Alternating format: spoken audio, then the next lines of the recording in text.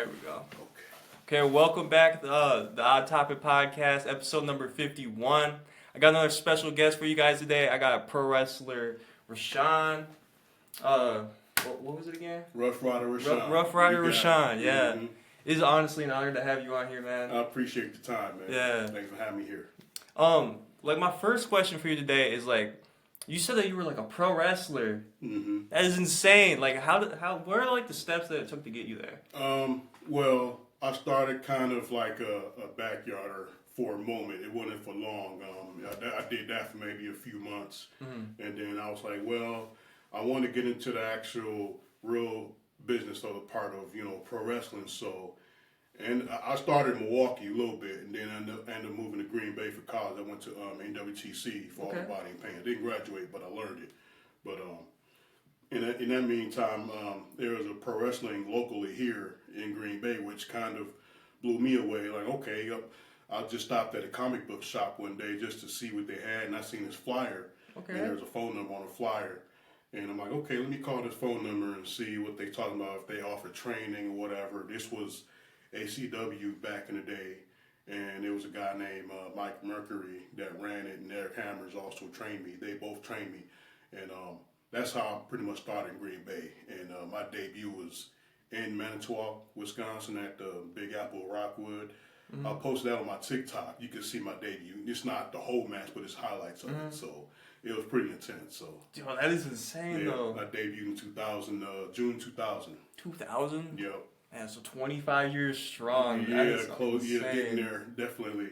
Man, who were like some people that you looked up to like back then, before you got into all this? Well, I really liked the Great Muda, Tuco Scorpio, Booker T. Booker T's crazy, the Bret Hart technical style. I loved Owen. He was also technical with it. Who else was? I like the big guy too, Undertaker. Yeah. Dusty Rhodes, Dustin as well, with Gold Dust back in the day. That's who I like watching. I just like how they operated in the ring and stuff like that. So, like I seen like some of like your highlights on Instagram. Like you like move so fast in the ring, it's crazy. I try, man. Yeah. Like I try to keep up with the younger folks in the ring too. Like I'll be 45 this month. Don't even look like it, Which man. I don't really share my age much, yeah. But it would definitely show a certain aspect.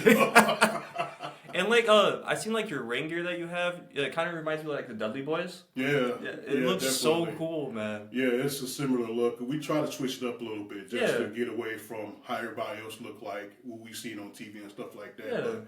Yeah. But we get that. You know what I'm saying? I can totally respect that, though. So. Yeah. They were one of, like, the craziest tag teams ever back in, like, the 2000s. Oh, yeah. It was, like, always them I used to like watching, and, like, the Hardy Boys. Oh, yes. They were crazy. Yeah. Matt and Jeff, yeah, definitely. I'm surprised they're still going, too. Mm-hmm. Oh, man, yeah. They're getting up there. There's, like, when I first started, there were guys that was in the game for more than 10 years, and they're still going. So I'm like, wow, if they still going, what do I got left in the tank somewhere? So, okay, as long as I stay in the gym, I'll be all right. So. And like, one of my other questions I have for you is like, how did you like come up with like your logo? Like, because it's like a gorilla. Like, thank you for like the merch too. Yeah, definitely. Well, how I came up with it, like me and my tag team partner, Killer Cass Carter. Our tag team again is called Ghetto Gear Solid. So we kind of ventured off into, okay, I had a T-shirt on the side. It had like the Metal Gear style, look. It was like Metal Gear Solid 4. If you ever played that on PS3. I heard of that, yeah. Yeah, so I had a photo of that, almost mimicked that game cartridge or the game cover. So we was like, okay, well, it was a guy named JP, which got me and Cash back together tagging again, because we tagged in the past. And Cash just looked at my shirt like, oh, this be Ghetto Gear Solid, because JP wanted us to come up with a tag team name. So we just came up with that real quick. So how we came about that, I'm like, okay, well, we got to come up with a logo or something. And I was like, well, I couldn't think of too much. I ain't going to overdo it, because, I was trying to segue off of what Hideo Kojima had working on his his Metal Gear game. And he had like the fox, he represented a fox in that game. So I'm like, okay, so let it be an animal type.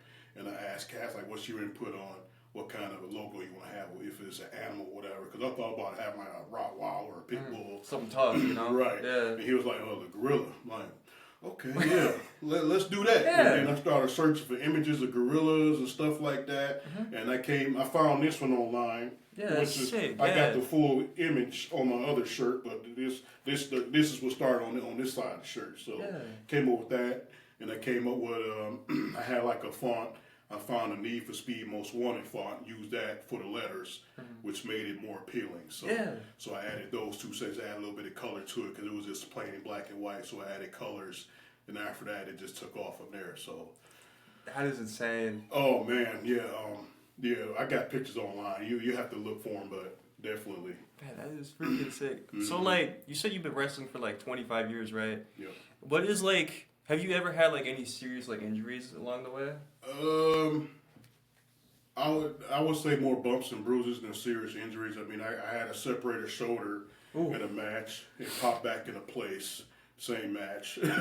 Jesus. Yeah. That's insane. Oh, yeah. Got another, I don't know if it was separated on my right side, but this was kind of separated. We didn't pop out, but it was, it's more torn than anything else, but I'm okay with it. I can do full rotation lift, but I'm limited though, so I still got to get that looked at. So, man. Yeah, I go through some stuff, man. I believe you, man.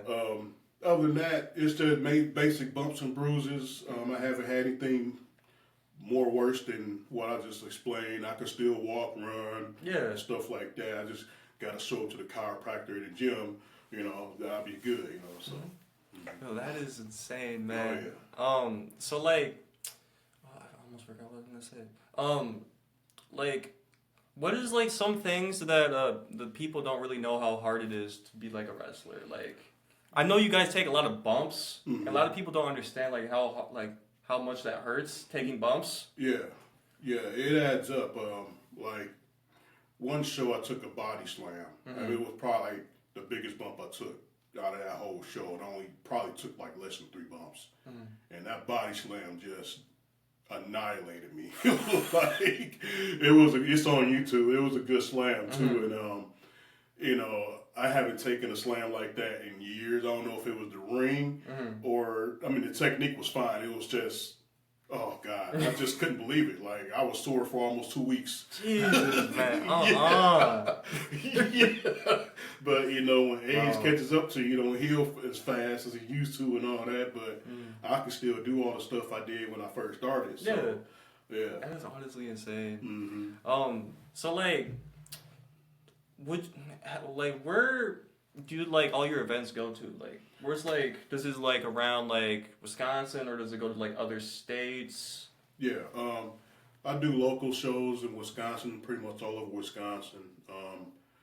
Eau Claire, Green Bay, Milwaukee every now and then. Toured Madison, College Grove. Okay. Places like Marinette's closed sometimes, but I do shows out there for, it's been a while since I've been out toured them regions, but we also do Upper Michigan. It's a promotion called UPW, and they're based out of the UP. Other promotions out in Minnesota. We've been in Texas about a year or so ago. Yeah, we're going back in I think June, and we got we got one in Vegas, which is a huge deal, and other than that, we haven't been crazy far. We try to pretty much keep it within like driving distance throughout the Midwest and stuff like that. So, how much are like tickets to go to, like to see like one of your matches? It varies. Some promotions was charged $10, $15 to $20. It's not bad. Depends on what row seat you want to. Like, of course, front row is more, but it's still worth it. So yeah. I mean, also did wrestle back when I was in OVW years ago. We would do stuff in Louisville, Kentucky, and probably the upper half of Tennessee or Indiana, lower Indiana. We did stuff out there. So that one, I'm talking about my ventures and stuff like that. But other than that, basically Midwest. That is sick, man. So like, Have you ever won like a championship like in your time? Yeah, I won the world title in Okay. NWA Wisconsin years ago. That was my first and only world title. Okay. I have the X Division in NWA Wisconsin X Division once, multiple time tag team champion. With the current tag team I'm in now, Yeah. Ghetto Gear Solid, we're 9-time tag team champions. Okay. Yeah, Okay. yeah, we did that in a span of 3.5 years. So Jeez.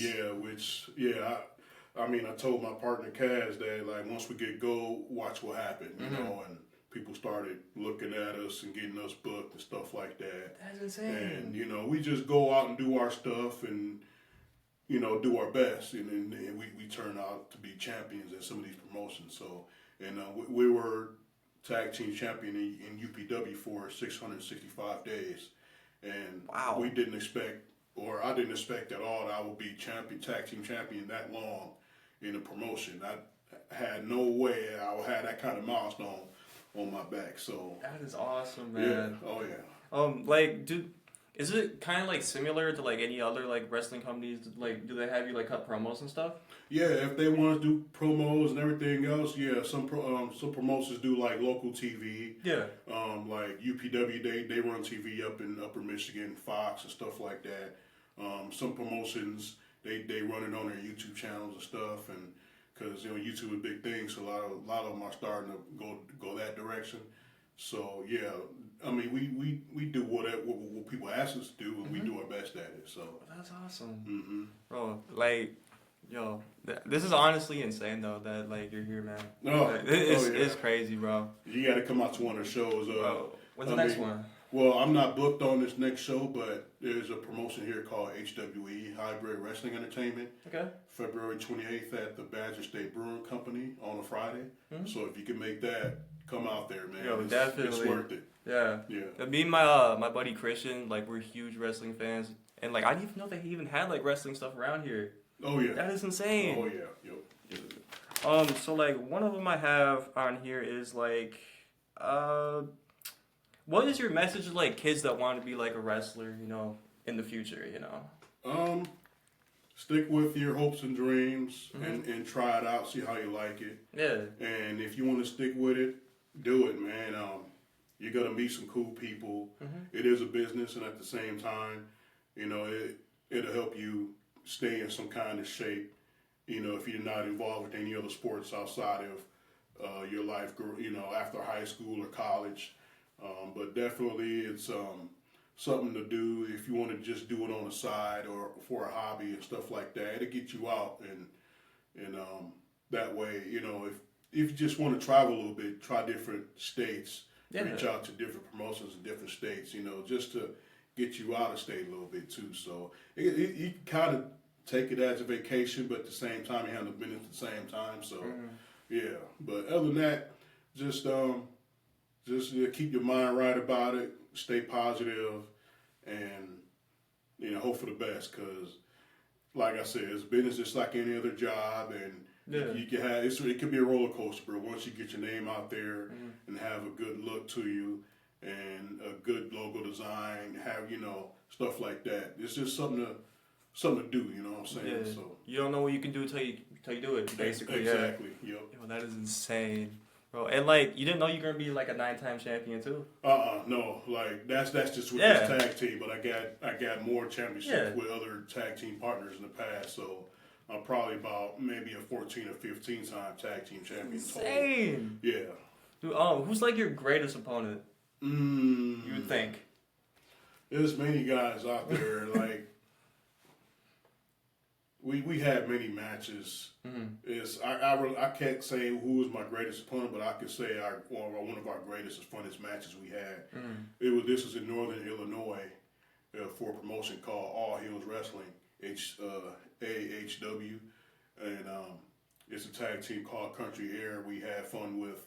It was kind of like a falls count anywhere match, anything goes, hardcore, and this was inside of a skate park we did this in. Really? Yeah. It's What? It's on YouTube. You can look it up, Ghetto Gear Solid versus Country Air, All Hills Wrestling, and you will be entertained watching it. I mean, you're talking everything goes, man. Yeah, people going through tables, ladders to the face, basically. Yeah, anything you see on the ground, man. But yeah, and we also got another one called it was a skate park invitation. It'll be on YouTube soon. There's another. It was the same location inside of a skate park, and I got highlights on my TikTok of that one. So, but yeah, that'll be on YouTube soon as well. That's insane, man. Like who's like the most amount of people that you performed in front of? That you know, that you think of? As an indie wrestler, I would say it had to been over 1,000 people.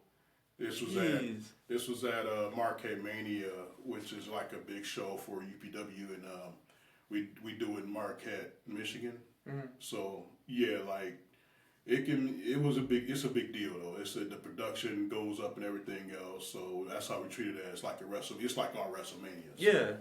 Yeah. That is insane. Like, do you ever get like nervous when you're out there? Well, earlier, when I first started, I would get a little nervous, but my intensity would kick in, and once I start doing a few moves in the ring, then it just goes away. Mm-hmm. But now it's like I just go in there and I just do it. You know what I'm saying? Like getting nervous, I would get thrilled. I'd get more thrilled than nervous. Yeah. So that's just where I'm at with it right now. So. Okay. What is your finishing move called? Ooh, well, my personal finishing move, I would do a moonsault. Okay. But I haven't did that in a long time. I do a backwards flip off the top rope. What? Yeah, I can get crazy. Bro, that's insane. Yeah, I can either put you in submission or do like a power move or something to make you quit or lose. So. Oh my god. Yeah, so I got various finishers. So he has a bag, I guess. Yeah. Ever like powerbomb someone through like a table? I've never powerbombed anybody through a table, let alone, I can't remember the last time I did a powerbomb, but I did like a Pearl River plunge on somebody years ago. Jeez. Yeah. That is insane, man. Like, is there like different like kind of like weight classes for like wrestling, or can you like fight like basically like a cruiserweight? Yeah, they have. You can do that? They have cruiserweights. Of course, they got different divisions going for like, let's say, if it's like an Intercontinental Championship, but they wouldn't call it that. They would call it something else. Yeah. But other than that, yeah, of course, they got the women's division and stuff like that, too. But yeah, they got cruiserweights, heavyweights. Of course, heavyweight's always been there. So, yeah, there's different titles, different, like they even got hardcore titles, hardcore championships and stuff like that. So, if that, you talking about insane. Yeah. Yeah. Dude. Have you ever taken like any chair shots to the head? Not to the head. I've taken many chair shots, many candlestick shots. The last match we had here in Green Bay, the HWE, this was in, I think, in December. Mm-hmm. Yeah, December 20th. And that was pretty much a brawl-out match. Candlesticks were being used. Oh my God. Crutches, garbage can lids. The chairs. Well, a TV. A TV, dude? What? Yeah, flat screen TV. You guys are ruthless. Yeah, we can go balls to the wall, man. Definitely. Oh my God. Has like anyone ever like lit a table on fire or something like that? I've seen it done, but I've never got it performed on me. I had fire lit in front of my face before a couple times, but jeez. I was outside the ring when I first seen fire lit on a table, mm-hmm. and yeah, like you could feel that heat instantly. Like it's ridiculous, man. So mm-hmm. you gotta be really careful with fire. So. Yeah, that's what I'm saying. Like I'm surprised that there isn't like more stuff like that, but like I see why they got rid of like inferno matches mm-hmm. like back in the day, because like a lot of people can get hurt. Yeah, definitely. Like does like your promotion have like cage matches? Every now and then they will promote a cage match. The last cage match I was in, again, that was in UPW in Upper Michigan. I think it was in Iron Mountain, and I think it was a 6-man or 6-on-6 cage match, and that was intense. We had a guy named Irish Mickey Doyle. He's a legend. He was in there involved with us. Okay. And but yeah. It was my first time jumping off the top of the cage. I did a moonsault off the top of the cage. Yeah. And, dude. I don't know if that's going to ever happen again, but once in a lifetime chance. And, I was glad to be walking out of there, literally walking out. So, man. Yeah. Well, what's like one of the like you said that you used like objects back in the day, like what one do you think hurts the most? Like a chair, like a candlestick, like. I would say the chair because it's steel. Steel chair will sting a little bit. Candlestick will sting too, but not as much as that chair. But yeah, between those two would I would say sting a little bit. So. I believe it, man. Yeah, but when your intensity is up there, you can't hardly feel it, but like you can feel it after the match, definitely. And like, I always wondered like for like matches, do like everything. Do you know like what moves coming each like for the whole match? Well, it's just like when you watch a movie. It's best thing I could say is if you ever watched a movie called The Wrestler, watch that movie. And that movie would explain everything, that you want to know about pro wrestling and then some. So I mean, I could pull the curtain back, but it's more like a play, but a physical play. If you love karate flicks, my greatest example is you're watching karate flicks live because in martial arts movies they have to rehearse everything 3 times over, retape it, stuff like that, just get it right. In pro wrestling, you go in there one time. I don't know how you guys remember all that. Like I would not. Yeah. It's not really memory. Sometimes you could just go with the flow of things. Yeah. And, just do your stuff in the ring. You know what I'm saying? So definitely, it's like you got 2 quarterbacks. Doing your stuff in the ring. So and calling plays and stuff like that. So, but other than that, you can do whatever beforehand, pre-plan stuff, but you go out there and do it, and things can change. Somebody can get hurt, and then things can change just like that, So, yeah. Like, is there like a time limit for each match? It depends. If it's championship matches, a little bit longer, but a lot of times you getting up to 15 minutes in a match. It depends on how many matches on the card too. But if it's a lot of matches on the card, your time is going to be cut real short, but you got to make that time. So. Yeah. How do you guys like work the crowd?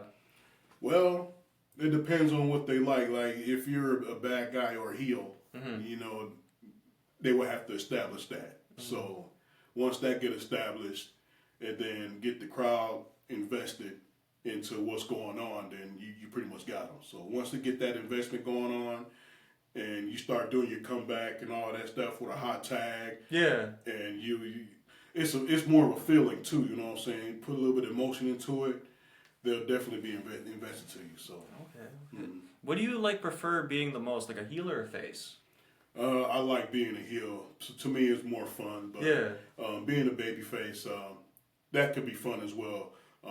There's challenges in both, but I can do both of them because I started as a baby face when I first started. Yeah. But being a heel lately has been more fun than anything else. But I can definitely do both.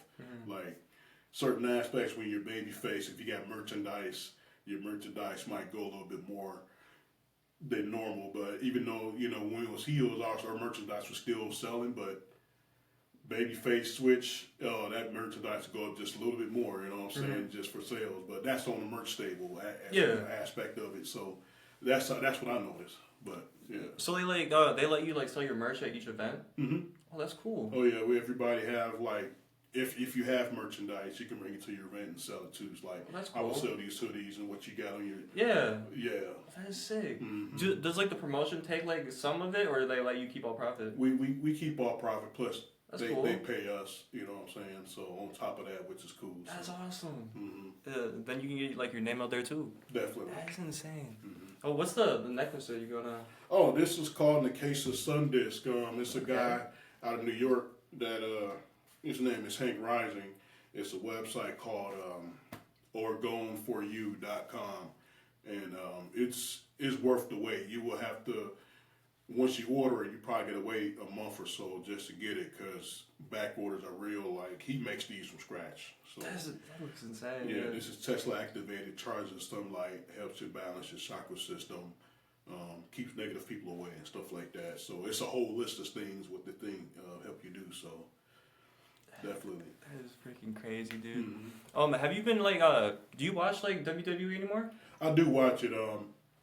Especially after it came on Netflix, I started watching it. Of course, I always watched it. It's just I'm more in tune with it. Like the last, I would say, since the pandemic, I've been more in tune with wrestling, not just WWE, but like anything that comes on TV. You know, NWA, TNA, AEW. I watch all of it. New Japan. So, I mean, I've been watching more wrestling than anything that's on Netflix, sports.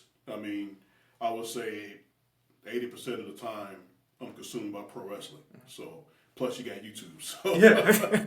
Have you like met any like famous wrestlers back in the day? Yeah. I met the Bushwhackers. Okay. Mick Foley. I had a picture with. I think I still had a picture with him in my mom's photo book. Who else I met? I met a slew of superstars still on TV.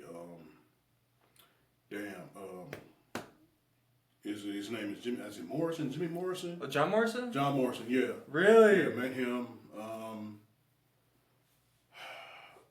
I met so many people. I can't name them all. But yeah, Carlito. Yo, Carlito is actually like huge now. Like, yeah, like he got way bigger. Yeah, Chavo. I met Chavo. Kurt Angle. Man, there's so many people I met. It's insane. That is freaking crazy. Yeah. Have you ever like went down to like that? I think there was like this place in Orlando like that they have like a performance center. Yeah, over there. WWE Performance Center. Yeah. Never been to that part of the region to wrestle at all. I would love to go down there just to visit. Yeah. And do some shows. I do have a few friends down there that's in the business that's doing shows down there, but not at the Performance Center. But Yeah. I would definitely. It'll be an honor to be at the Performance Center if I can get that opportunity. But you know, for now, I'm just doing indie stuff right now. Yeah, that's cool. Just having fun with it. So. Yeah. Like, what is your goals for like 2025 as of like wrestling and that? I like to do more international stuff if I get the opportunity. I do have some contacts for Canada right now, and we're working out getting some bookings out there. And also another goal is to get on more TV, televised shows as well. So that's pretty much mainly it. But other than that, I mean, we pretty much do our thing locally and travel where we got to go and just do our stuff. So you usually like travel by like flight, or you usually like drive? We do both. If it's a little bit further, we would definitely fly. So I mean, once we plan that ahead and stuff like that, it's worth it, man. So and our feedback is just tremendous every time we go somewhere out of state. So yeah, the fans are always so nice to you too. Definitely. You guys always have like meet and greets too? Yeah, like when we're at our merch table, that's when people actually meet us and stuff like that, that's get cool. autographs, photos, and stuff like that. So that is awesome, dude. Oh yeah. What was I gonna say? Is this podcast what you thought it would be? Honestly. Well, I thought I was gonna be at home and we was gonna do like the video vlog. Yeah. Being here personally, that's cooler. You Yeah. know what I'm saying? So, but definitely, it's cool, man. Like, I'm honored to be on any podcast. It's not my first rodeo. But yeah, anybody that want to invite me or Ghetto Gear Solid, Killer Cass Carter, on the podcast, feel free to give us a DM on Instagram, Facebook, or TikTok. So even if y'all want to get us booked for your show. Yeah, that is sick, man. Is there anything you would like to add? I was just saying, follow us on TikTok, Instagram, X, Facebook, and if you want hoodies like this or a shirt like my man's over here, you can go on solidgearnetwork.com and get merchandise there. We got all kind of stuff over there. So, and just give us a follow, and we appreciate the love. So, and like your next event is when you said?